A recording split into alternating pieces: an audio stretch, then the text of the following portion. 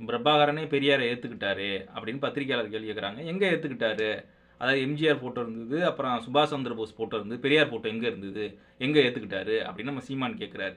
சீமான் வாயாலேயே பிரபாகரன் பெரியாரை எங்க ஏத்துக்கிட்டாருன்னு சொல்லியிருக்காரு. இதுக்கான ஆதாரம் இருக்கு. ஓகேங்களா? இப்போ சொல்றது பொய்யா? இல்ல முன்னாடி சொன்னது பொய்யாங்கிறத வந்து அவங்க தம்பிகளே முடிவு பண்ணிக்கிட்டோம்.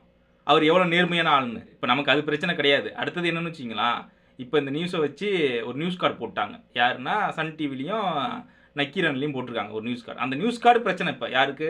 நம்ம கரிகெஞ்சிருக்காங்களா இடும்பவன கார்த்தி, அவனுக்கு இந்த நியூஸ் கார்டு பிரச்சனையா? அது எப்படி அவர் சொல்லாத போடுவீங்க?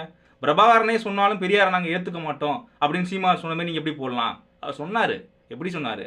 அதாவது இந்த கேள்வியெல்லாம் வருதுல வருஷலாம் வந்தோடனே அடுத்து கேட்குறாங்க. ஈழத்துக்கு போன திருமாவளவன், வன்னியரசு, இன்னும் சில தலைவர்கள் வந்து பெரியாரை பிரபாகரன் ஏற்றுக்கிட்டாரு அப்படின்னு சொல்கிறாங்களே, நீங்கள் இப்படி சொல்கிறீங்களே, சொன்ன உடனே உலகத்தில் யார் ஏற்றுக்கிட்டாலும் நானும் என் தம்பிகளையும் ஏற்றுக்க மாட்டோம் அப்படின்னு சொன்னார். இதுக்கு என்ன பொருள் நான் கேட்குறேன்.